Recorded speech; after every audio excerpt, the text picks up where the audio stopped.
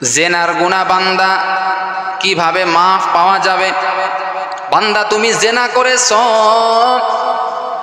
তুমি নিজে জেনা করেছো, এই গুনার খবর কেউ না জানলেও তো আমার আল্লাহ জানে। আমরা প্রতিনিয়ত গুনাহ করতেছি। চোখের দ্বারাও গুনাহ হয়, হাতের দ্বারাও গুনাহ হয়। চোখের জেনা রয়েছে রে ভাই, চোখ দ্বারা কোনো বেগানা নারীর দিকে তাকাইলে এটা চোখের গুনাহ হয়, চোখের জেনা। এই চোখের জেনা থেকে আমাদের দূরে থাকতে হবে। চোখের গুনাহ থেকে সাবধান। আল্লাহ পাক রব্বুল আলামিন বলে, বান্দা এই চোখ দ্বারাই তোমার আকৃষ্ট হওয়া শুরু হয়। এই চোখটাকে যদি বান্দা তুমি হেফাজত করতে পারো, বান্দা যদি চোখের গুনাহ থেকে যদি তুমি হেফাজত করতে পারো, চোখের গুনাহ থেকে যদি বিরত থাকতে পারো, আমি আল্লাহ কথা দিলাম বান্দা তুমি অন্যান্য গুনাহ থেকেও বিরত থাকতে পারবা। এরে আল্লাহর বান্দা, তুমি জেনা করেছো, আল্লাহর কাছে কিভাবে মাপ চাইবা হে মুমিন? আল্লাহর কাছে তুমি বড় গুনাহগার হয়ে আছো, আল্লাহর দরবারে তুমি একজন পাপী হয়ে আছো। এখন আল্লাহর কাছে তুমি কিভাবে মাপ চাইবা, কিভাবে তুমি মাপ পাইবা? এক নাম্বার, আল্লাহর রহমত থেকে কখনো নৈরাশ হওয়া যাবে না। লা তাকনাতু মির রাহমাতিল্লাহ। আল্লাহ নিজেই বলেন, আমার রহমত থেকে কখনো নৈরাশ হইও না, আমি আল্লাহর রহমত অনেক বেশি। বান্দা তুমি আমি আল্লাহর রহমতের উপর তুমি আশা রাখো, ইনশাআল্লাহ আমি আল্লাহ তোমাকে মাফ করে দিব। আল্লাহ বলে, বান্দা তুমি আমার রহমত থেকে নৈরাশ হইও না। এক নাম্বার হলো আল্লাহর উপর তোমার ভরসা থাকতে হবে, আল্লাহর রহমতের উপর ভরসা থাকতে হবে।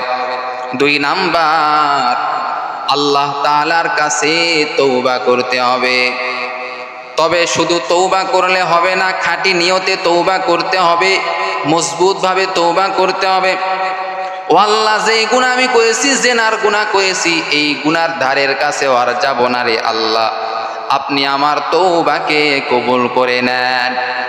খাঁটি নিয়তে যদি তওবা করতে পারো, ইনশাআল্লাহ আমার আল্লাহ পাক রব্বুল আলামিন তোমার যাবতীয় যে জেনার গুনাহ রয়েছে, এই জেনার গুনাহগুলি আল্লাহ মাফ করে দিবে। কারণ আমার আল্লাহর একটা নাম হলো রহমান, আর একটা নাম রহিম।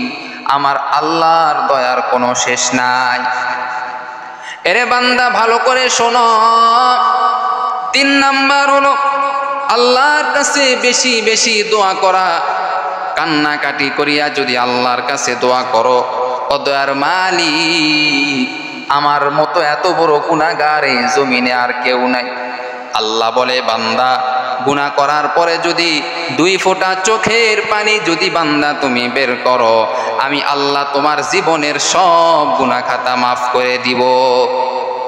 এরে বান্দার জন্য দোয়ার মাধ্যমে আল্লাহর কাছে তুমি মাফ চাও।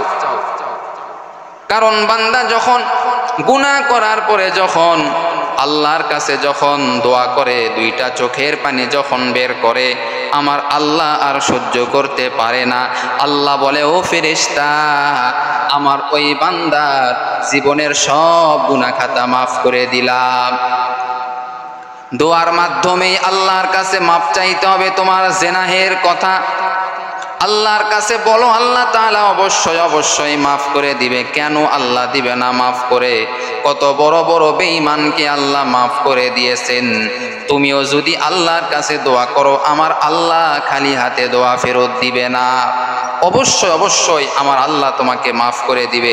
কারণ তিনি তো রহমান, তিনি তো রহিম। আল্লাহ মাফ করে দেওয়ার জন্যই তো তিনি রয়েছেন। সুবহানাল্লাহ। আল্লাহ তাআলা বলেন, ও বান্দা, শেষ রাত্রে উঠিয়া আমি আল্লাহর কাছে কাকুতি মিনতি করিয়া যদি দোয়া করো, আমি আল্লাহ বান্দা তোমার কান্না আর সহ্য করতে পারি না। কারণ আমি আল্লাহ প্রথম আসমানে তখন চলে আসি। তাহাজ্জুদের সময় আল্লাহ প্রথম আসমানে চলে আসেন আর ডাকতে থাকেন, ও বান্দা, কার কি চাওয়ার আছে আমি আল্লাহর কাছে চাও। আমি আল্লাহ দেওয়ার জন্য প্রস্তুত আছি, কিন্তু আমরা চাইতে জানি না, এজন্য আল্লাহ আমাদেরকে দেয় না। এজন্য আপনি জেনা করেছেন, আল্লাহর কাছে আপনি সর্ব অবস্থায় দোয়া করেন, ইনশাআল্লাহ আল্লাহ তাআলা আপনাকে মাফ করে দিবে। সুবহানাল্লাহ। 4 নাম্বার হলো নেক আমল বেশি বেশি করবেন, গুনার ধারের কাছেও যাবেন না। গুনাহ যদি আপনি করেন, এই গুনাহ আপনাকে ডাইরেক্ট জাহান্নামে নিয়ে যাবে। নেক আমল আপনি বেশি বেশি করবেন, নেক আমল কখনো ছাড়বেন না। যদিও আমলটা অল্প হয়, এই আমলটা আপনি রেগুলার করতে থাকবেন। নেক আমল রেগুলার আপনি চালায় যাবেন। নেক আমল যদি আপনি করেন, ইনশাআল্লাহ আল্লাহ তাআলা আপনার জিনার গুনাহ খাতা মাফ করে দিবে। 5 নাম্বার হলো মানুষকে আপনি বেশি বেশি মাফ করে দিবেন। যেই বান্দা মানুষকে মাফ করে দেয়, ওই বান্দাকে আমার আল্লাহও মাফ করে দেয়। যেই বান্দা মানুষকে মাফ করে দেয়, ওই বান্দাকে আমার আল্লাহ স্বয়ং মাফ করে দেয়। সুবহানাল্লাহ। আজকে আমরা মানুষকে মাফ করতে জানি না, তাহলে তোমাকে আল্লাহ কেমনে মাফ করবে? আগে তুমি মানুষকে মাফ করে দাও, এরপরে আল্লাহ তোমাকেও মাফ করে দিবে। এজন্য প্রিয় ভাইরা, আপনি অজান্তে অনেক জেনাহের কাজ করেছেন, চোখের গুনাহ করেছেন, হাতের জেনা করেছেন। এজন্য এই গুনাহ থেকে আমরা কেউ খালি নয়।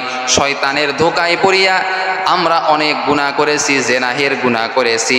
এজন্য আল্লাহর কাছে এই 5টি কাজ যদি আমরা করতে পারি, ইনশাআল্লাহ আমার আল্লাহ খুশি হবেন এবং আমাদের সব গুনাহ খাতা মাফ করে দিবেন। এই 5টি কাজ যদি আমরা করতে পারি, ইনশাআল্লাহ আমাদের যতই গুনাহ হোক না কেন আল্লাহ তাআলা মাফ করে দিবেন। সুবহানাল্লাহ। আল্লাহ তাআলা আমাদের সকলকে এই 5টি কাজ বেশি বেশি করার তৌফিক দান করুক। সকলে বলেন আমিন।